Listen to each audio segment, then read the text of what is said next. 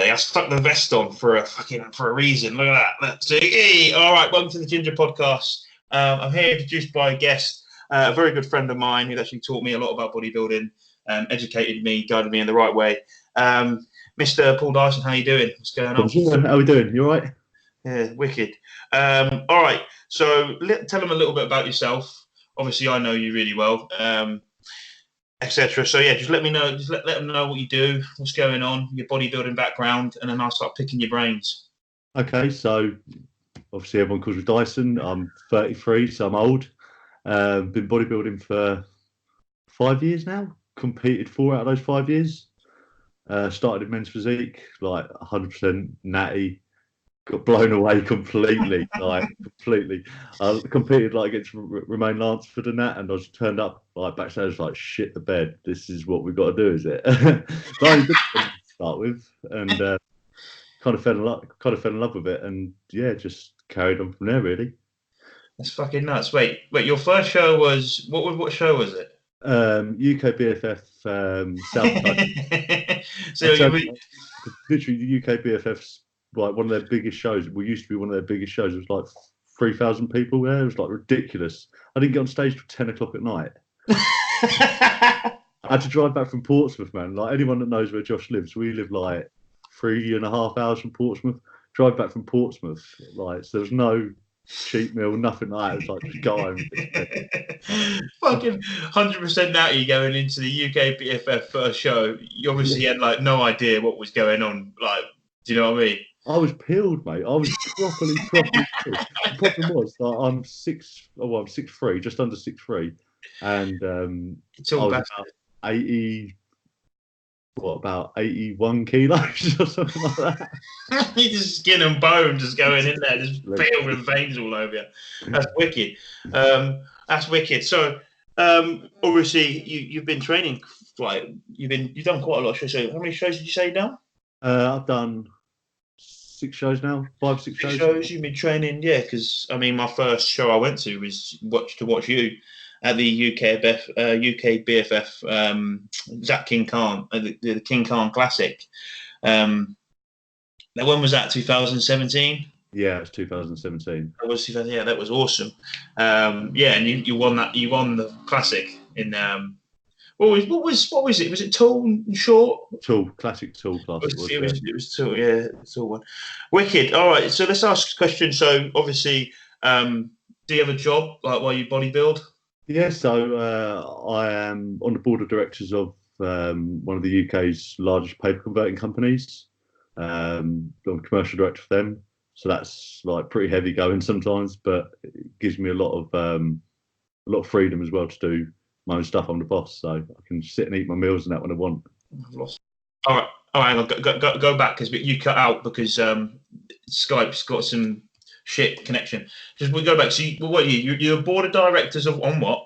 I'm on the board of directors of one of the UK's largest paper converting companies. So we make paper rolls basically.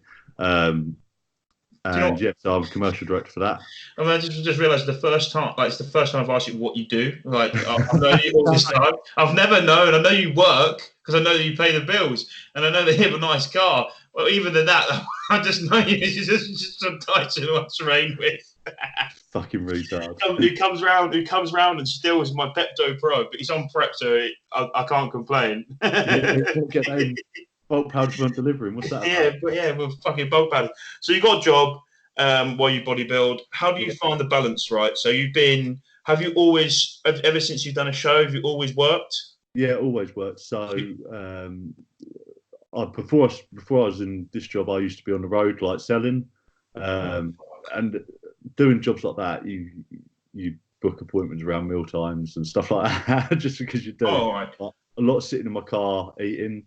I never miss a meal. And now I just sit at my desk and eat. And literally, I employ 35 people, and I think all they think I do is eat, because every time they come to my office, I'm eating. So, now you're the big don, so no one can tell you, "Oh, you shouldn't be eating at your desk." You shut the fuck up. I'm gonna eat. Yeah, it is what it is. It's just, I don't know, it's what you do, innit? Yeah. You get it done. That's wicked. Everyone accepts it as well. I mean, after a while, after a couple of years, people don't even fucking bother asking what's in the bag because they know it's just food in there all the time and that. So yeah, they know what's going on. Yeah. I think that's a lot. Like if you have a job in this sport, and especially a job where you're some role of management, especially when you have some sort of authority, like as long as you get the work done, no one's asking questions of what's going on. Do you know what I mean? As long as the balance sheet looks good, it doesn't really matter. Exactly, yeah. As long as you're hitting your targets, really like doesn't matter. You could be watching fucking Pumping Iron like for 3 hours of the day, and you'd be getting the. Do you know what I mean? Yeah. Pumping Iron. I wish I had 3 hours in the day to sit there and watch Pumping Iron. I wish. A lot of the time though, I'm working at my desk, so I'm in a desk job, so I'm on the computer and I'm eating while working. So that sounds wicked for off season. What about prep? How do you get about that prep? Like trying to increase your NEAT levels or cardio, etc. Because I've always had a job always been active. Always had a job where I never once in prep, except I had to do my cardio. But to get steps in my NEAT level up, I never had to do it. I never had to just go out my way.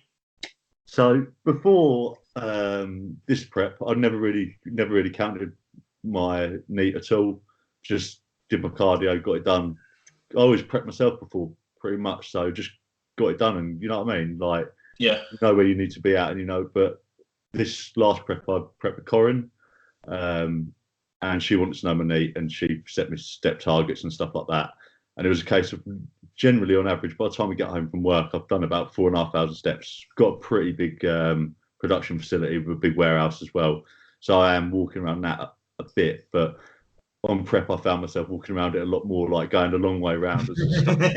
Just stupid things, just to get an extra 100 steps in and that. And then at night time, I'd sit down after training, I'd be like, still got 2,000 steps to do. Off I go, and I'd go for a walk around the block, shit like that. You just do what you. Yeah, you just do that. Just get it done. I know what you mean by for me, it'd be in prep. I need to make sure I get my steps in. But then what I would do, I'd be make sure I get them in. And my NEAT levels, Jordan wanted them at 6,500. That isn't high at all.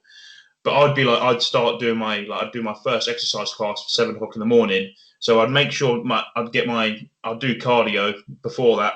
I'd go do my first exercise class. And then after that, I'd be all right, I'll make sure I do a load of cleaning, clean everything up, clean after the studio, make sure and I'd be right, 5,000 steps. And then I in my head, I'm fuck, so I've got the whole day just do 1,000 steps. And I'd smash it through the park. It'd be bang, I'd be at 11,000.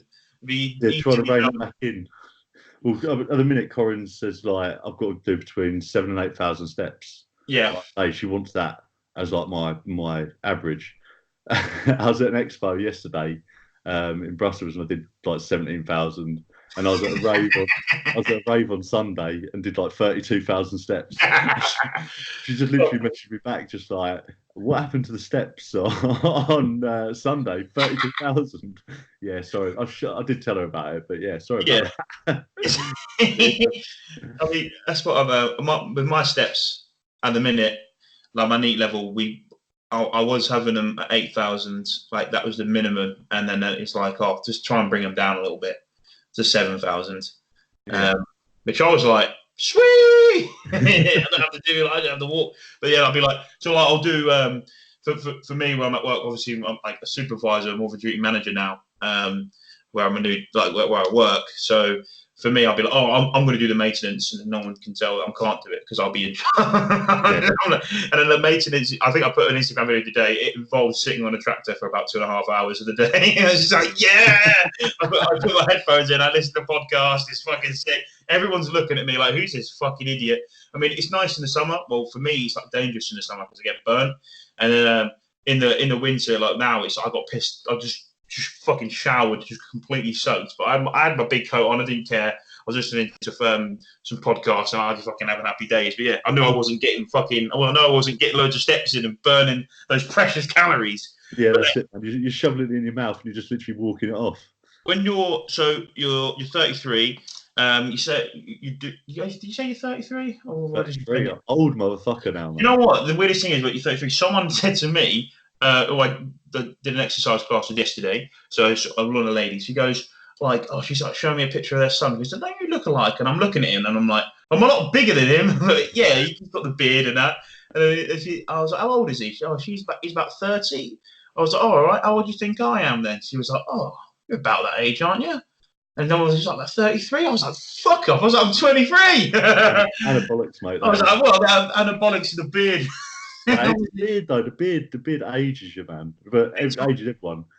But I just can't be asked to shave. This is about a week's worth of growth for me, but I just can't be asked to shave. So the beard for me, it became a thing. Like I grew it, and then it got out of control, and then everyone commented about the beard. Like and no one cared because the prep was over, right?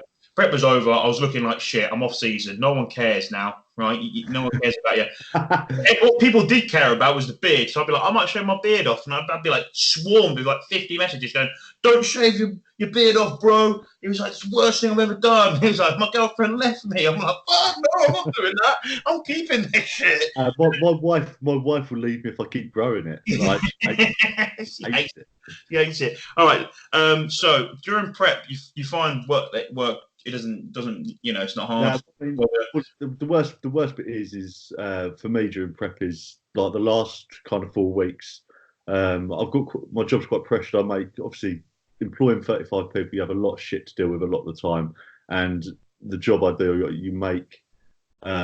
make a lot of commercial decisions that are important and can cost the company a lot of money, and etc. etc.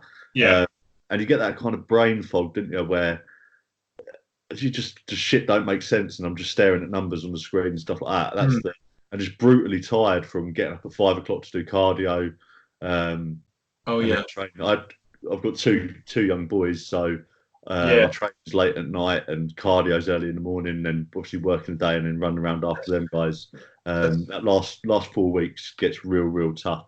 So what I try and do is manage my time by getting everything in place kind of 4 weeks, 5 weeks before showtime, just so I can take it easy. That last kind of 4 or 5 weeks, you can't help when stuff pops up, but stuff I can manage, I do manage beforehand. That makes sense? Yeah, so so the way you combat that is you just get everything sorted that could possibly. So instead of going, I'll put that off till it comes up, it gets sorted, done with before it needs to be. Do you know what I mean? Exactly. Yeah, you just prioritising stuff. Like I'll prioritise. Like if I know, like for example, we buy like £3 million worth of paper a year, and I'm in charge of buying the paper. So are you still there, Josh? You're frozen. Yeah. No. It's just a connection. The recording will just look fluent. So like sometimes I'm just staring into space, but it's where it gets frozen. It's fine. Sorry, yeah. So, like all the commercial decisions, like buying paper and stuff like that, I get all the deals in place way before, like last 4 weeks sort of thing, just so I know we're in a good spot. It's just about organising your time, planning your day. If you're not organised, you can't do a job like with a lot of responsibility. A lot of people are paying their mortgages on your job and stuff on their job, which you're employing them to do. So, yeah, you just got to after their interests as well. When you say like that, that's huge. I mean, there's a lot of people probably in your shoes, in your job and your field, who probably give the excuse that I put one up my story. For instance, someone was like, I'm not allowed to eat, I can't eat. How do I combat that during work? And my initial response was, look, I saw that most people work 8 hours in a day. You're legally allowed to have a 30-minute break. Wake up earlier. And I think you're a very good example of that.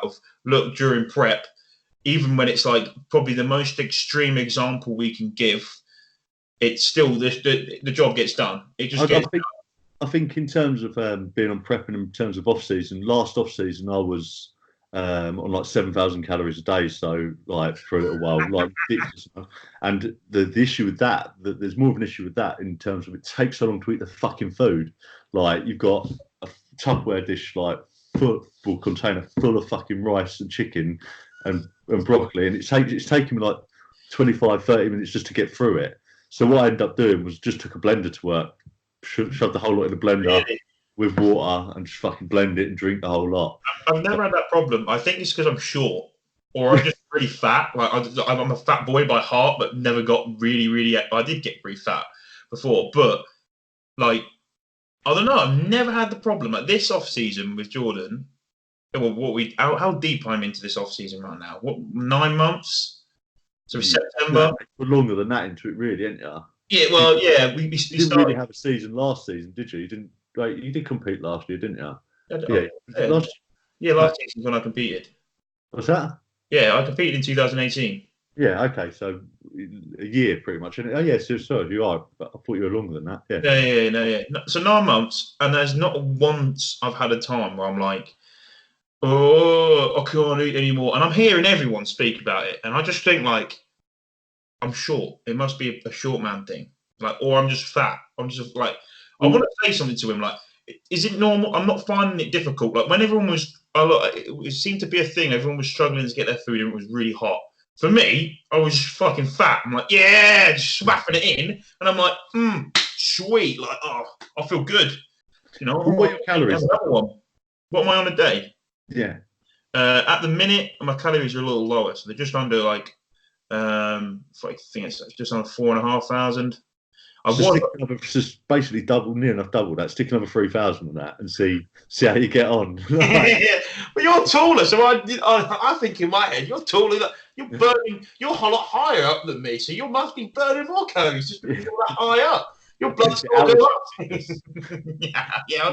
Last off season I got to like 110 kilos. So, and then do you ever find it? Do you feel self-conscious because you have to wear a suit to work, right? No.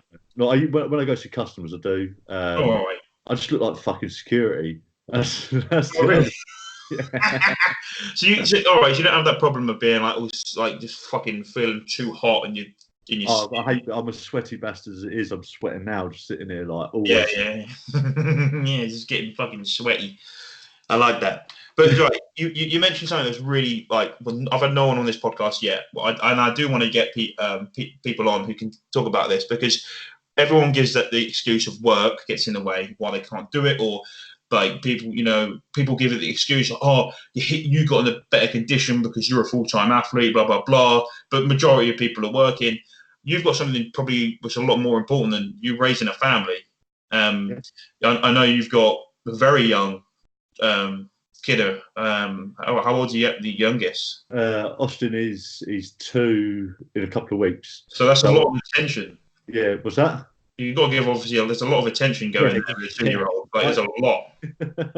No, he's a very active child as well, should we say. He don't sleep. Like, this is no word of a lie. In 2 years he's been here, me and Claire have slept through the night. Well, he slept through the night 5 times. Shit. I bet you when you're 2 weeks out, there's no problem. You're all right because you're getting up every 5 minutes. You're getting up every 5 minutes. It's brutal for growing though. Like if as everyone knows, like rest and sleep is just as important as the eating, as the training, as everything else to grow. So it's a nightmare of like trying to grow and be tired and stuff like that. It's shit. But it is what it is, and you just have to get around it. Like if you really want to do something, you'll do it, wouldn't you? Like it doesn't matter what it is. If you really, really want it, you do it. And excuses, and I just don't find I have any excuses. You just have to, again, it's just prioritising your time. What's important to you? Like, bodybuilding is massively important to me, but not as important to me as watching my 2 boys grow up and being with them and being their dad. That is number one. So when you're really tired, you get your eldest, he's got a footy match you want to go to, and he's like, Dad, come on, you're going to come this Saturday, and you're like, fucked, you're a week out, your competition. The passion, I mean, because I don't have kids, right? I'm 23 for fuck's sake. I'm young. I've got a long time before doing that. But I guess, look, the fire of what we get from competing, it's what sort of fire feeling where it just comes over you, where like you would do anything. You're like, yeah, I'll be there, and you just don't care about being tired or whatever. You're just there to watch your kid play footy, etc. It's like that. Yeah, well, if you look at it another way, like I want him to be proud of the dad. Elliot will come to my show. He's my oldest one. He's first time he come to one of my shows this year. And I want him to be proud of me. I want to do my best. I don't want to turn up half baked, do you know what I mean, and to the show and not in shape. But I also don't want to sacrifice time with them to be in that position. So it's a tough one, but you just get it done. Do you know what I mean? Like when the boys want to play football in the garden, I'm at the garden playing football with them, looking at my Fitbit, going, "Fucking hell, I'm well over my knee here. I need to." But a lot of the time, they don't understand. they don't really care either. It's like, oh, you're tired. They don't care you're tired. It's like, oh, I'm tired. That's why I don't really drink and that as well, because it's just not like, kids don't give a shit if you're hungover. They'll just still jump all over you, still scream and shout, and still do all the other bits and pieces kids do. But they, like, a lot of people say bodybuilding. I mean, I've heard it, people on your podcast saying bodybuilding is a selfish sport and this, that, and the other. When you've got a family, it can be extremely selfish, obviously, because there are times, like, especially during prep, like, not so much going to the park and that, because that's cool, you can do that, but it's, they want to go out for dinner and stuff like that, and people are like, oh yeah, my missus finds it really hard. But imagine how hard it is for a 5-year-old to say to him, nah mate, we're not going to go to McDonald's and that. So I don't ever stop none of that. I always go with them to those places and just sit in the Tupperware and do that, and everyone respect on that. I mean, I think if you can you could do anything if you can find yourself to do that. You know what I mean? Yeah. You take your fucking fish and asparagus, and you're sitting in Mackie D's. Yeah, I've done it. It's sat there with, like, Claire would testify to that. Sat there with, like,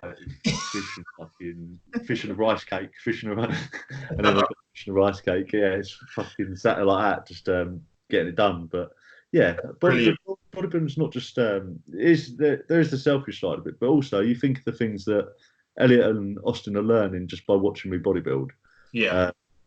Just to name a few, the hard work, discipline, dedication, commitment, consistency.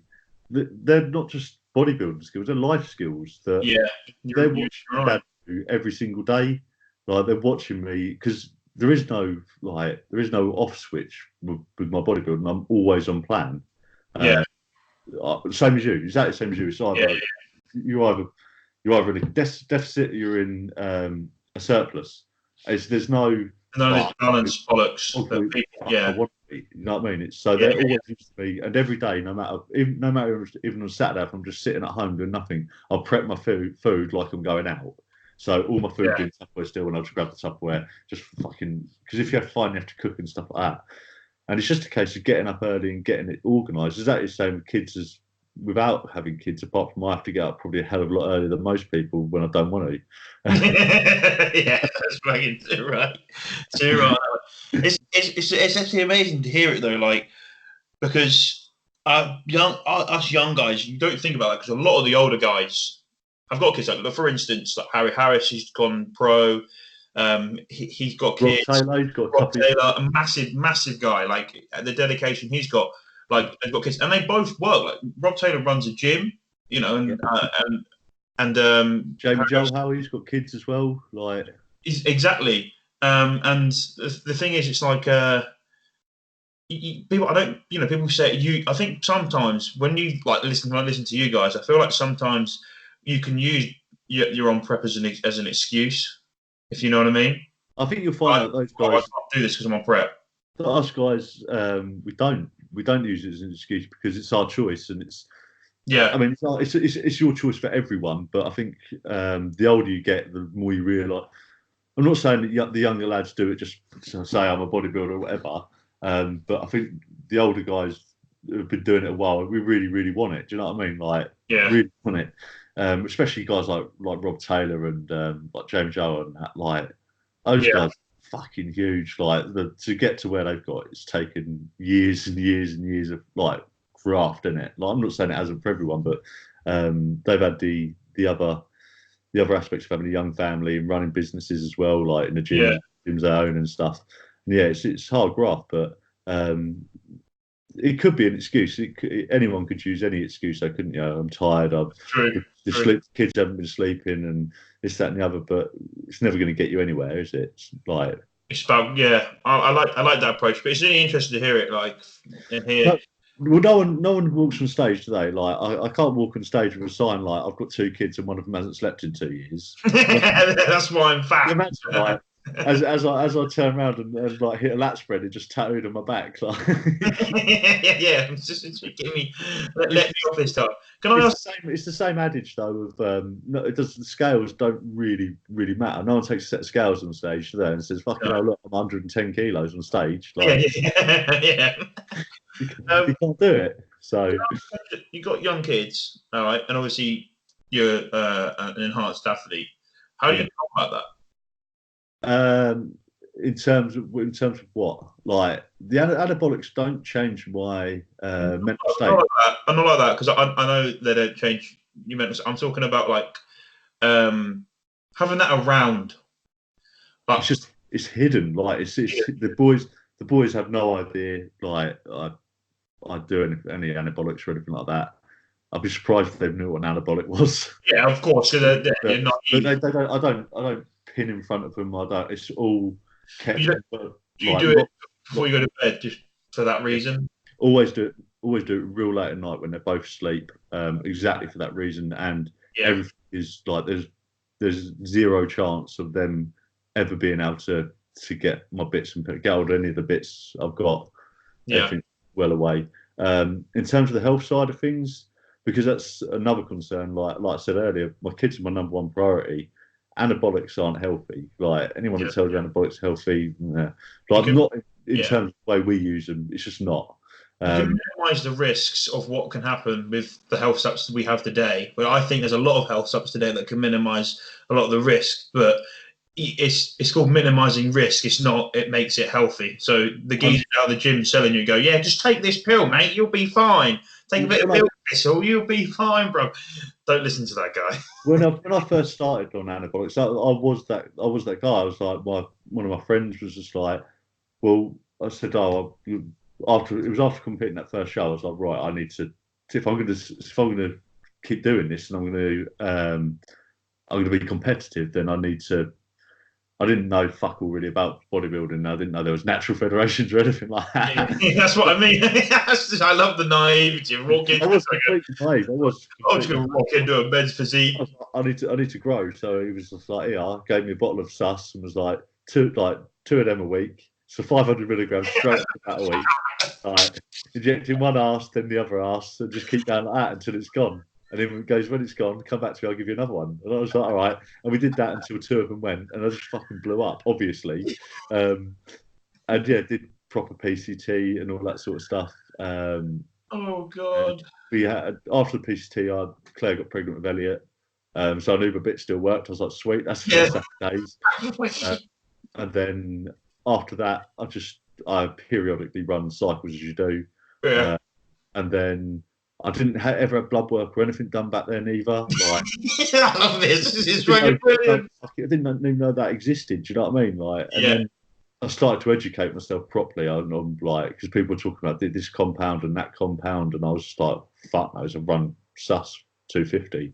Yeah. Like, whatever. And people were like, no, you want to stack this and that. So I started doing some research, and then obviously the more and more you get into it, the more knowledge you get. And it was stupid, and I wouldn't recommend it to anyone. I'd always say to everyone, get bloods done first, get your health in line and that. But for the last 2 years, no, since 2017, 2 years, so it's 2.5 years now. Yeah, I've run blood work all the time, like always running blood work, and I know where my markers are.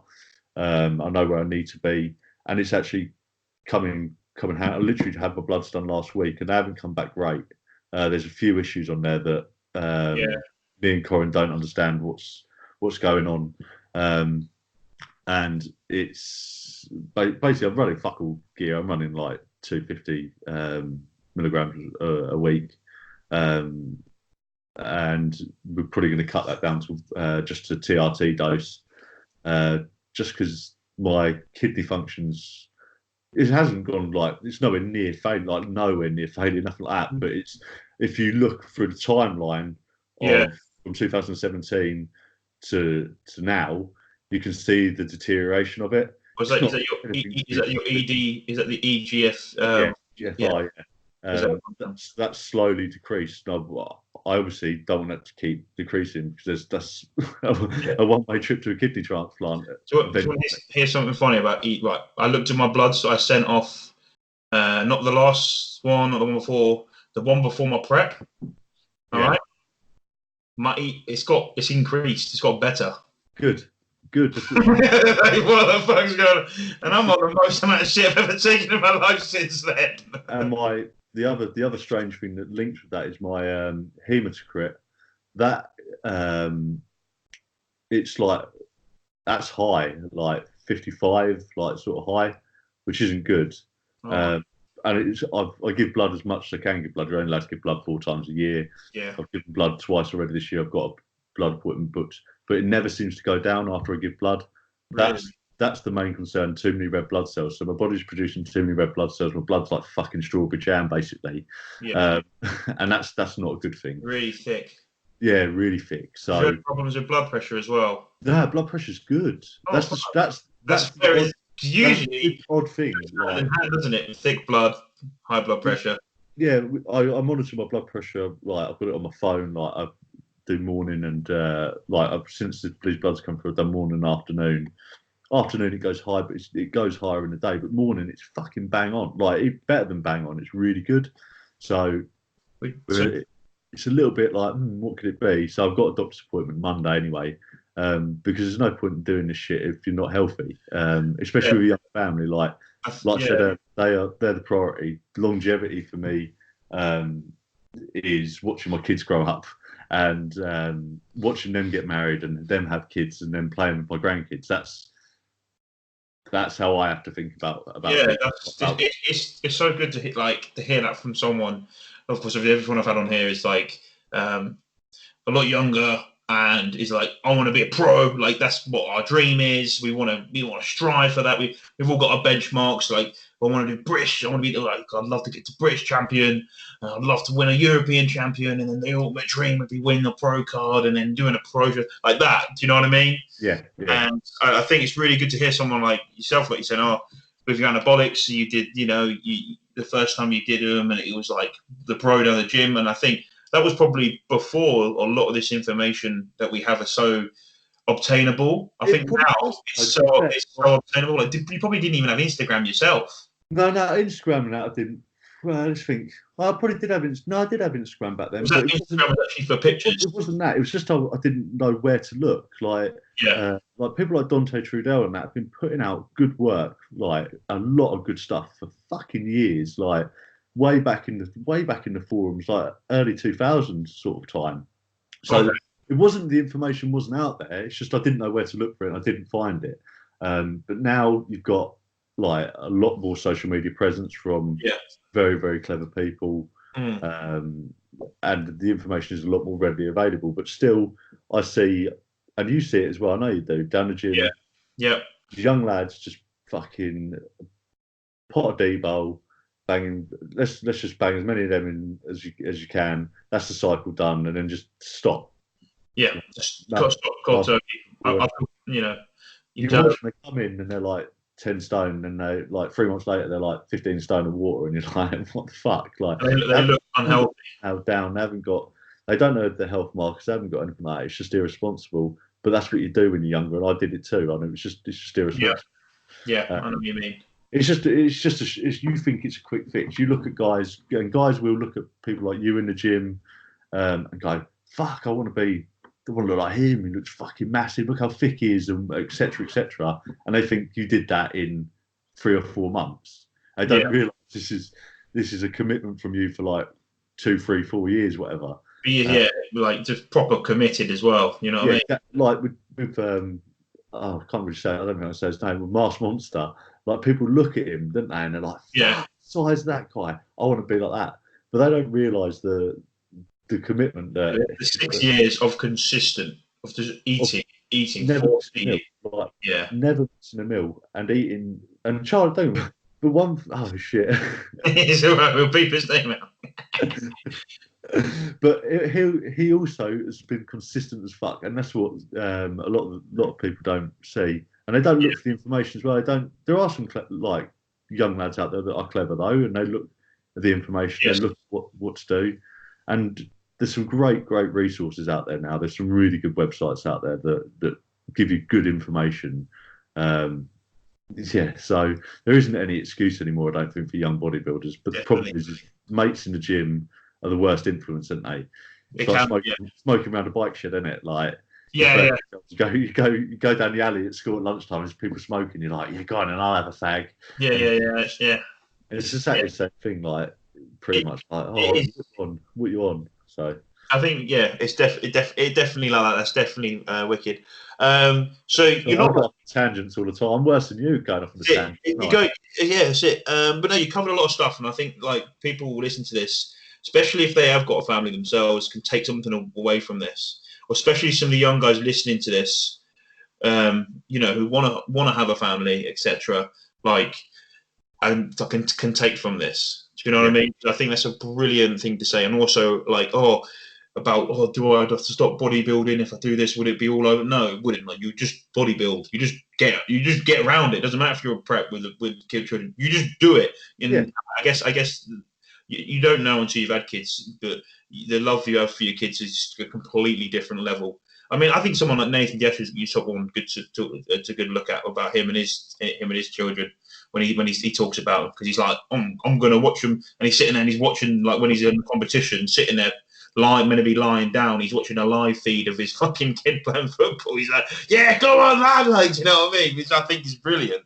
It is good. It is good. Like, bodybuilding is a massive, massive part of your life, but you only get one chance to watch your kids grow up. Do you know what I mean? Like, that's true. Those days and years go way, way too quickly. And bodybuilding will always be there. Fair enough. I might not be able to get in. I might not be able to, when I'm in my 40s, stick on as much muscle mass as I could when I was in my 20s or when I was in my 30s. You never know. It's fucking irrelevant anyway, isn't it? Because it just fucking is. Like, you never know. All right, let's go. Let's move on. So you touched about Instagram and social media. What's your view on Instagram and social media? In what sense? Well, what do you think about bodybuilding? This is bodybuilding podcast, right? So what do you think about it for bodybuilding? Is it a good or is it bad? I mean, usually I'll ask a lot of people, if I ask them if they're pretty shit hot on social media, like, how do you combat social media, how to use it? But for yourself, like, you're more of a family man, and that's why I've got you on here, because I think you can offer something what a lot of people can't offer, because everyone's, I'm trying to do this on social media and I'm trying to build my way up and create my living through this, and I love doing it. Like, for me, I love doing social media because I like just showing my life through a lens of a camera. I like to piss my missus off, right? I like to annoy her, and I think it's funnier if I film it and fucking a couple of thousand people can watch it. Well, I tell you what, it's a lot funnier then, isn't it? Let's start. I mean, I'm only really on Instagram. Yeah. I got rid of Facebook and Twitter a long time ago. Basically, I got rid of them like 3 years ago when I got home from work one day, basically, and as you do, sat on the sofa, pulled my phone out, got Facebook up, and I was just scrolling through Facebook. And Elliot was really excited about something, like it built out of Lego, I think, something like that. And he come running up to me. He's like, "Oh, Dad, look at this!" And I was like, "Yeah, in a minute, mate, in a minute." And I was, in that second, just kind of stopped and was like, "The fuck are you doing?" Like, you just told your son, who's really excited about probably waited like last 2 hours to show you this, so you could sit and scroll through Facebook. You fucking for real? So literally at that point, I deleted them two apps straight on my phone. But in terms of Instagram, I keep Instagram's on my phone. I think Instagram's a great platform for people like yourself to get some exposure. I think in the long run as well, in the politics of bodybuilding, that exposure is going to matter. The judges know who you are before you're there. If you have a big Instagram following, a big social media following, the judges and that know who you are before you'll step on stage and be like, I recognise that's Ginger Train. Yeah, I recognise Josh. Yeah. I'm not saying that should swing in. It shouldn't matter either way, but it always does, because people can't. You can't forget seeing someone, can you? Yeah. So they can't ever forget seeing you previously, and they can't. Especially if they followed your journey, they know how hard you've worked as well for reviewing it on there. For someone my age, looking at bodybuilding stuff on there, it's great, because I don't give a shit what people think about me anymore. I'm at that age now where I just couldn't give a fuck. Like, if you like me, you like me. If you don't like me, you don't like me. I think the younger generations, 16, 17, 18, 19, and maybe even into early 20s, a lot of them feel the need to be jacked and shredded all the fucking time, because that's all they're seeing on Instagram. And I might be doing them a discredit by saying that. I personally couldn't give a shit if I'm fucking shredded all the time. I know there's a process to this whole thing. But I think it could end up a lot of people taking a lot of things that they shouldn't be taking, just to stay in Instagram model shape.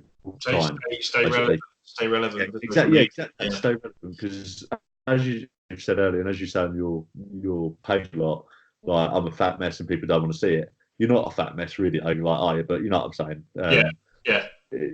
No one wants to see my fucking pasty ass at 110 kilos, bulk to fuck, bloated to fuck, your face like a moon and hairy fucker, like people want to see hairy as fuck as well. I forgot about that. People want to see you lean and looking razor sharp and in the gym, taking your top off after doing some stupid exercise and just whipping your tricep out and be like, "Pow!" Which looks sick and looks fun. It's fun when you're doing it, but too much when you're doing it, you feel like you're fucked. You feel like you're a week out of your competition. You're like, I'm gonna win. You're not thinking, oh, I look cool. I'm Mr. Big Shot. You're like, I'm fucking look at my tricep. Is it still there? It's there. Yeah, wicked. Yeah. But I started. You probably noticed I've started putting a bit more bodybuilding content out on my social media recently because I never used to. Because most of my followers are my mates and that, and I haven't got any real bodybuilding mates and stuff. Yeah. And I was like. People ain't gonna be fucking like mates that ain't really gonna be interested in me fucking pants. Yeah, me and my pants or me deadlifting or whatever. Yeah. I thought, well, you know what, fuck it. It's my Instagram profile. I'll fucking put what I want on there. If you don't get no fucking likes, you don't get no likes. I don't give a shit. I'm not chasing likes. Like that's it. Yeah. I just hope that I can put something out there that either if I inspire one person to stop doing what they're doing or to change to get into the gym and get themselves in shape and that, then that's cool. That's mission accomplished, isn't it?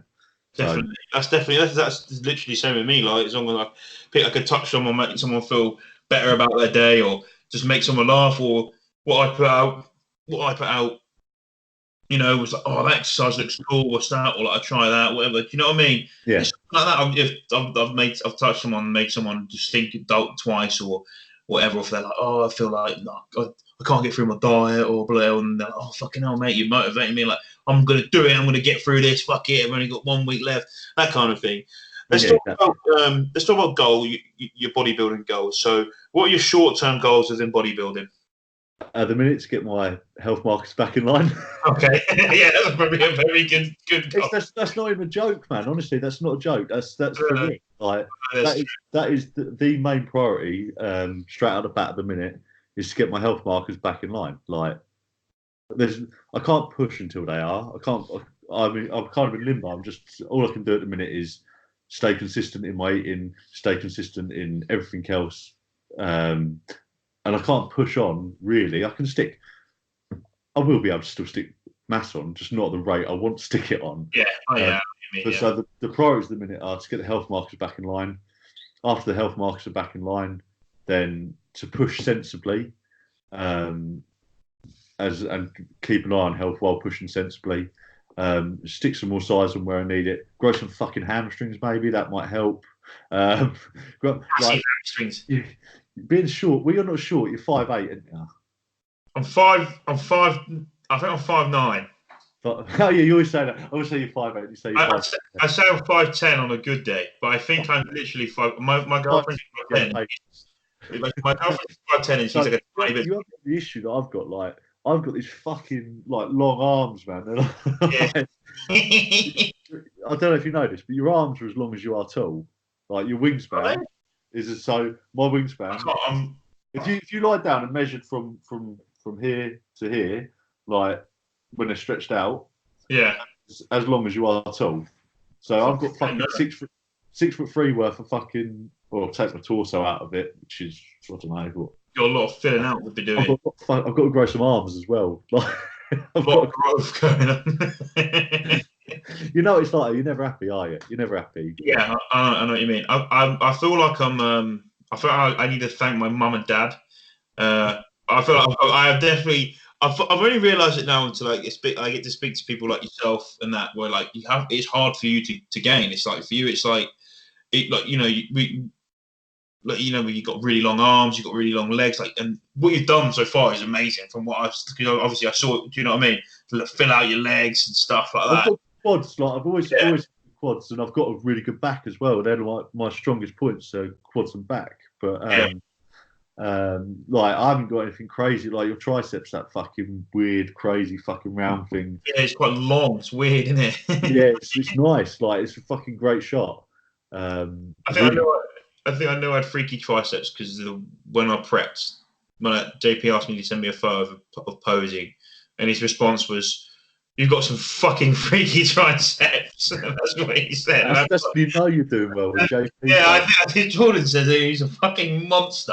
I was Yeah. like, maybe, maybe I am a bit of a freak, but yeah, because I remember, like, obviously, as a mutual friend, Rich, remember him saying like the freaky triceps, but you know, I guess he's probably seen a lot of people, to be honest, and he would have, of course he has, but you don't take it because you see him all the time. Do you know what I mean? Yeah. When you hear it from someone who's like. Also, he'll tell you how it is as well, to be honest. So maybe, but yeah, you see him all the time. So your short-term goal is get healthy. Yeah, just to get. I mean, it's not like I'm dying, and you know what I mean. I don't want it to sound like but my health markers aren't. For some guys, they'd look at that and go, "Okay, that's acceptable. I can push," because it's not like, "Whoa, shit the bed." But for me personally, looking at the family angle as well, looking at my kids, I want to be as healthy as possible doing this. So that is the priority. Absolutely. Long term, I've always just had. I've never. It sounds a bit daft. I've never wanted to be a professional bodybuilder. Like that's not my dream. Yeah. It's not my dream in bodybuilding. That's just being honest. My dream in bodybuilding. I'll tell you what. I'd be fucking chuffed if I finished top 3 at a British. Like. Yeah. That for me would be like that's Everest for me. Like. I know people be like, oh, you're fucking limiting yourself. Like. Reach the sky, dream big, fucking all this, that, and the other. Well, I'm running a fucking business that's doing extremely well. I've got a little family in that, like that I love to pieces, and for me to get to pro status with my physique as it is now, that is a long way off. That's another 5-6 years of training off. Do you think that if you got to the British, you say you come top 3 British, it would. I know what you like though. You would go. I want something better now. Yeah, do you know what I mean? You would, yeah. I'm very much. I only like so after I did that first show. All I wanted to do was win a show. Then, well, no, I didn't even want to win a show. I just wanted to place. I wanted a trophy. I was like, I want one of those fucking plastic things, like, and then I did a show the year after. I didn't place, and Rich gave me feedback, and I didn't know Rich at the time. And you know, Rich, I just turned around and was like, "You weren't in shape," and I was like, "You fucking what?" He's like, "Yeah, I was." He was like, "No, you weren't in shape," and I was like, "Right, you cunt." Like, did a show the year after, and I prepped myself for that, and fuck me. Well, you know how peeled I was. I was out of my fucking brain peeled, weren't I? Yeah. 23-week prep, like no off meals, no nothing. And I was at a point where I was doing like 3 hours cardio before work, and then doing a training session, then at night, and then doing like half an hour like hit style training after that. Like, literally making myself hypo on just to prove a fucking point. No, I could do it, and I was like serrated all the way to the arsehole basically. Which you were in fucking good nick. Yeah, I was in fucking good nick then. Really fucking good nick. It was probably sacrificed too much muscle looking back on it to get in that nick, but I had to do it. Just prepping yourself. That's the hardest bit about prepping yourself. Is that last 4 weeks, you don't know when to stop. You don't know when the off button is. Like, keep fucking going. I remember like literally the day before the show, still doing 2 hours cardio in the morning. No resting. No resting the legs. Fucking, I am going to be fucking ready. And my carb up was fucking ridiculous and stuff like that. So yeah, but it was a good learning curve. I learned my body like insanely well. So yeah, and I've never turned up at a show out of condition since. Like, I've always been peeled. Like, it's just how it is now. I've got that back shot, haven't I, where you see my Christmas tree, and it's like all my lats straight in my everything in it, like everything. Yeah, it was a mad. I was mad prep. Because obviously I was working in the gym then, and I was stretching you out. You're the last person in the gym. And they said just to stretch you out every day, like fucking. Well, you know, you weren't training every day, but every time I was there and you were training, I fucking had to stretch you out. So you were just a sweaty mess getting off fucking. cross train. I tell you what, you got really lean. You probably got in shape. I remember you had like a full-on ripped six-pack probably about 3 weeks into that prep, and then, like, within literally like 3 weeks, you lifted your top up. I remember someone being like, "Yeah, someone in the gym, you know, he's a mate. Well, we both know him. And he was getting his vest, and he's like, "Yeah, no, abs are coming through. Like, how long have you been dieting for?" So, "Oh, I've done 8 weeks at my holidays in 2 weeks' time." We're like, "Oh, cool." We were looking at each other like, "Oh, fucking shut up." And then you were like, "Yeah, how long have you been dieting for, Dyson?" Ripped his top off, and he was like, "Oh, probably about 2.5 weeks." And you're fucking boom. You were like, actually, you definitely had a better six pack than this guy who'd apparently been dieting for about 8 weeks. And then he put his stuff on, and I was like, "That's I said something like, "Oh, that's the one." It's like, what's that saying where he's like, she's the one she tells you not to worry about, and it's like, you know what I mean? Yeah. he was like, he didn't turn around though, because I said to him, I said, "Oh, what?" He said to me, "What you? How'd you get into that shape?" Then I started saying, "What was like? What are you eating?" Then he's like, "I will post workout and that I'll go home and I'll just eat a casserole and that." I was like, Yeah. I was like, "How many calories are in this casserole?" And he's like, "I don't fucking know. Like, what's a calorie?" Like, I was like, Oh my god, it was so funny. yeah, it was fucking funny. It was funny. That was a brilliant. So yeah, long-term goals are I thought, to be fair, I was a little bit disappointed. I placed like top 3 at my show this year.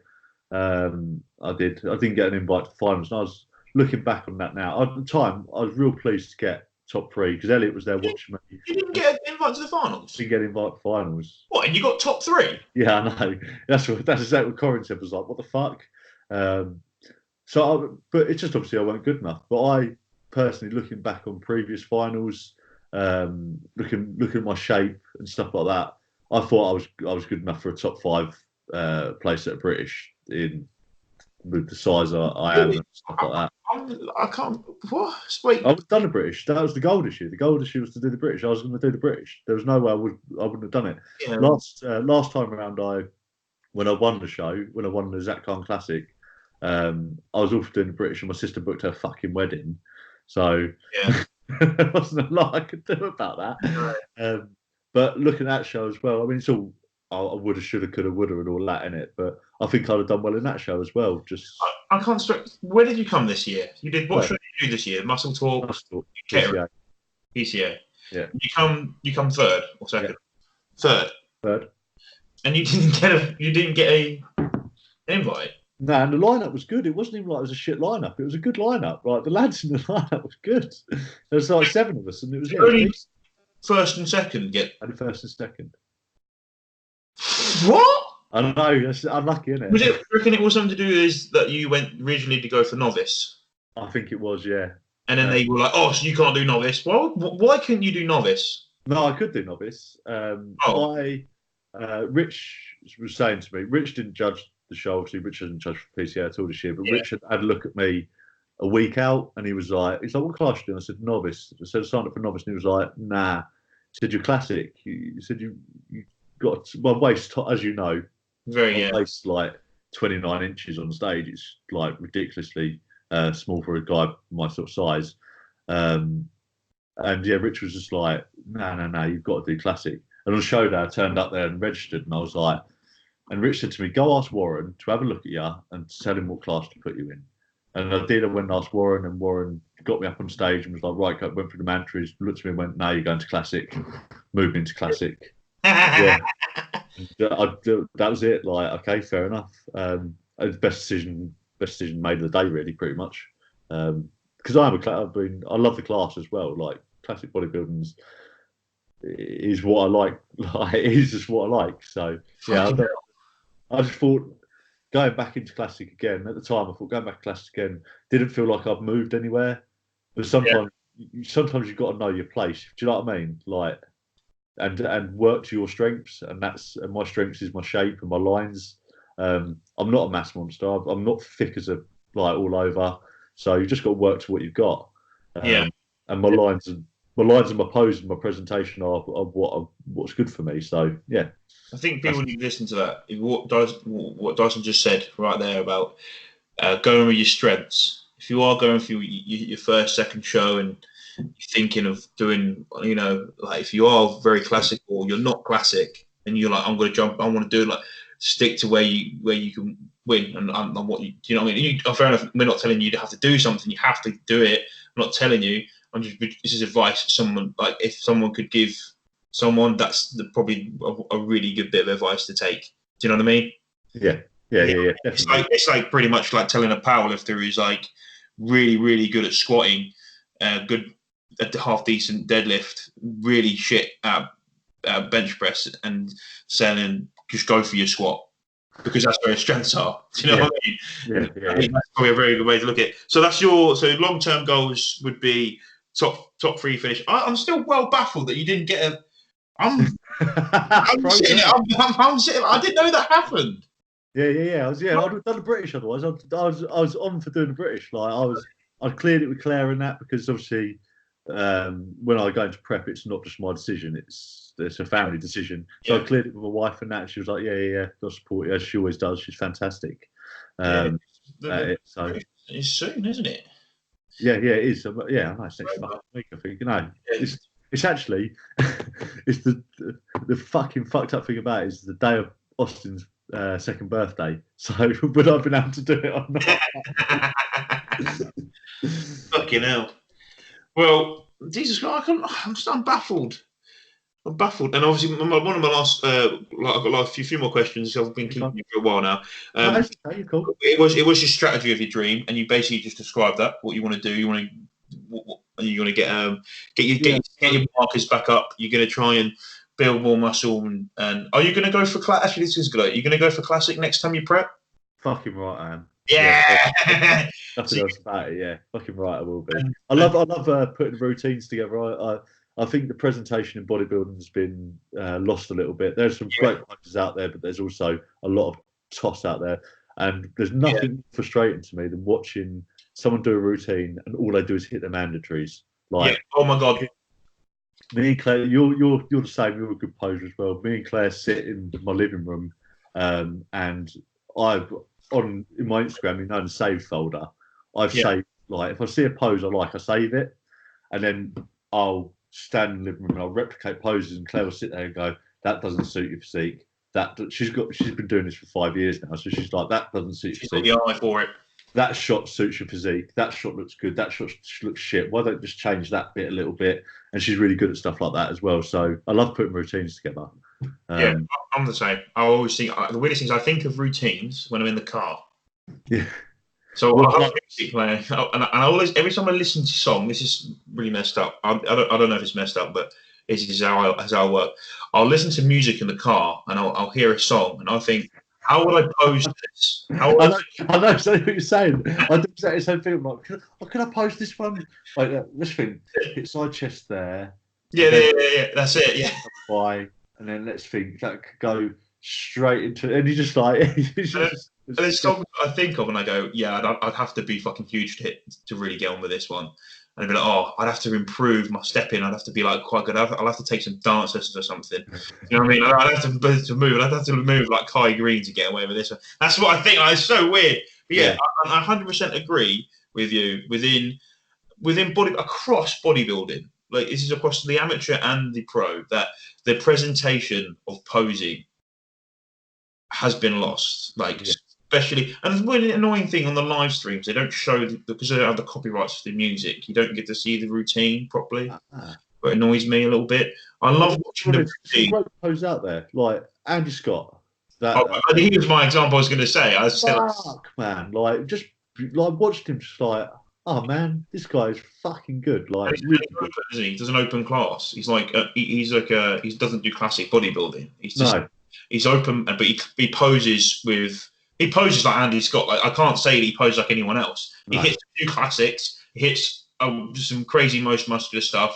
But it's like the new generation's being born, if you know what I mean. Yeah, the guy's so slick as well, so polished, and so as a bodybuilder, just from a bodybuilding perspective, so complete as well. There's not anything really missing. Do you know what I mean? Like, he went on for his pro. Yeah, he's definitely pro card inbound. Yeah, material. Yeah, definitely. I agree. And it would be great because he's actually Scottish. So I reckon they're probably one of the first Scottish bodybuilders right now, isn't it? One of the Club men's. I don't know if there might have been a Scottish Body IFBB back in the day, but Yeah, way back. Top of my head at the minute, I can't think there's anyone, especially with someone who's as threatening as him with his physique. He could be crazy. Plus, he's got, when he poses on the stage, he's got personality. Mm. He does. And he's pretty hot on social. He's not like over too much on social media, but he's relevant on social media too. Yeah. So he's someone who the next couple of years will be making his career just follow through bodybuilding. I can see that. My Scottish mate gets coached by him, and he seems to be a really good coach too. Okay. Right here. So, cool. Yeah, he's very on it with these coaching. All right, so let's go. These are good questions. I like this, and I ask everyone this to the end. Your top favorite bodybuilders, and then I'm going to ask you your top amateur bodybuilders, or they don't maybe let's say they are amateur, but they're the ones who when you go on Instagram, you flick up your phone. They're the ones you watch and you think, fucking hell, that's motivating. That is. An extra 20 quid if it's me, but no, don't get. Answer your top favorite. Answer that one first. Let me do the amateurs first, and also I don't really get motivated by other people. I like looking at content. Don't worry, I do like it, but I motivate myself. I'm self-motivated. Always have been. Yeah. Always will be. I don't. But there's physiques I appreciate online, and there's also work. So if you look at it, there's the physiques I really like. You've got I don't know his full name, but J Made, his Instagram handle.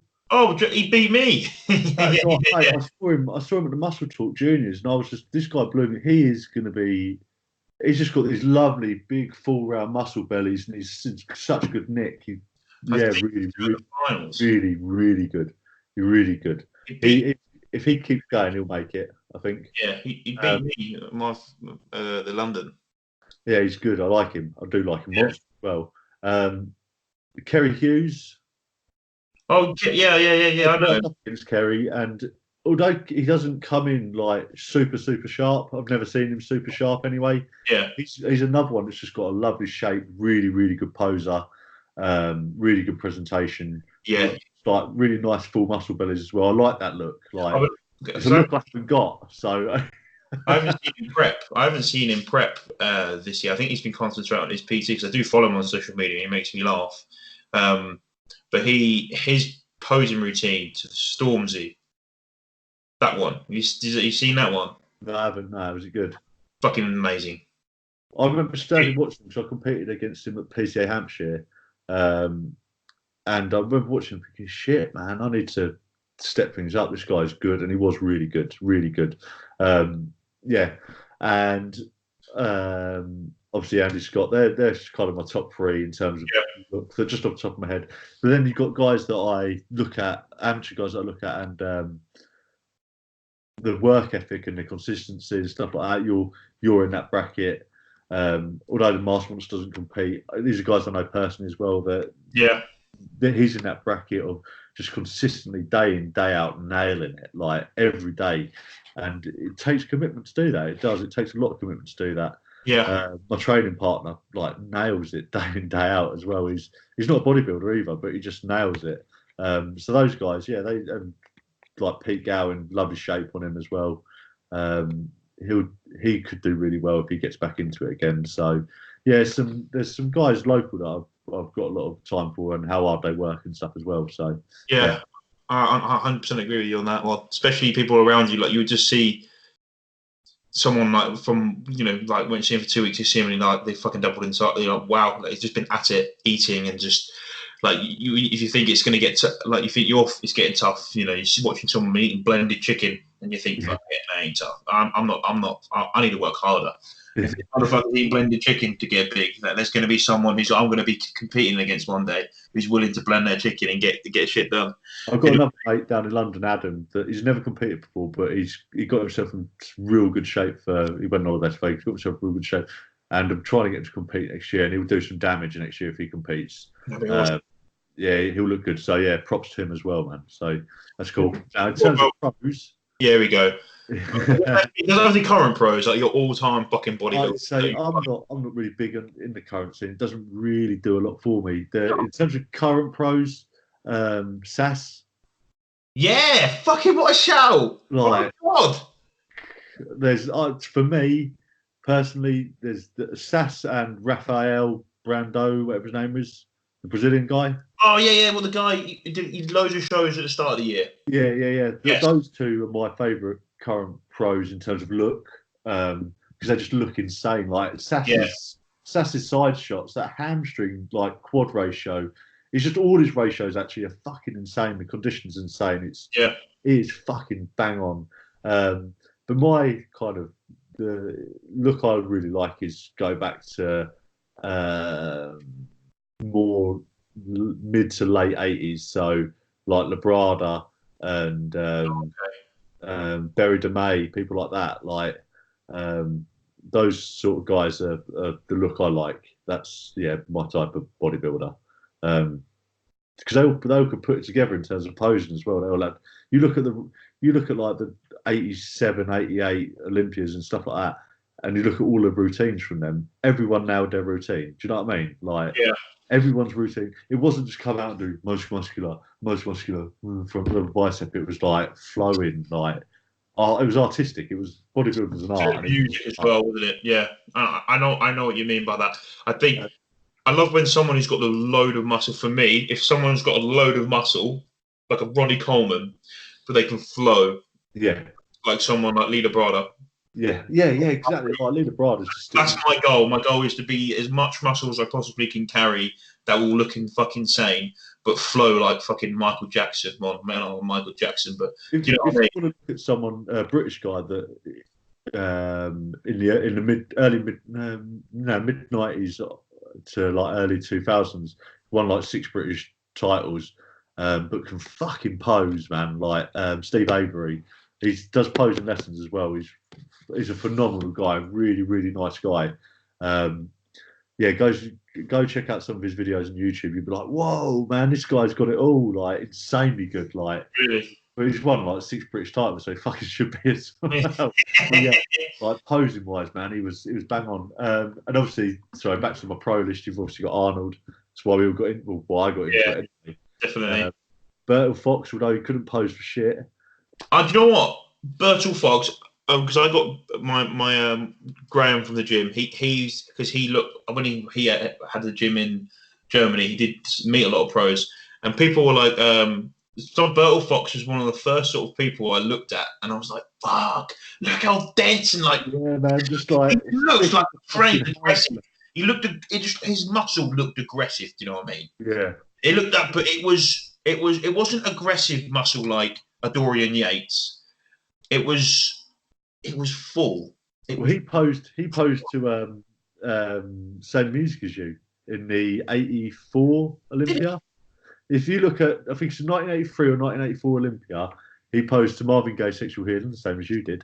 And well, yeah, whatever. And but you look at he hits I can't think what shot it is. He hits a shot anyway, and his chest literally ripples like from the bottom. It's like the muscles that dense, it like ripples and tightens and straights everything. I love watching the old videos of those because their training methods for like pretty fucking funky, some of the movements they did. Some fucking ridiculous weight, like lateral raises for 45 kg dumbbells. Yeah. They used to call him Brutal Bertil, man. Yeah, Brutal Bertil. I mean, fuck knows what happened to him because he's man, he's good. He was good. But like modern day, I like Bumstead. I like tall guys because I'm a tall guy, so I do like to. Bumstead's good. Everyone said, Breon beat him from the back and shows him one from the back. Well, shows aren't one from the back. Shows are one of the fucking mandatory poses. Okay, so you've got rear lat spread, rear double bicep. There's 2 fucking shots. Shows them one from the fucking back. There's another 10 shots to fucking win. Yes. Like he won the other shots.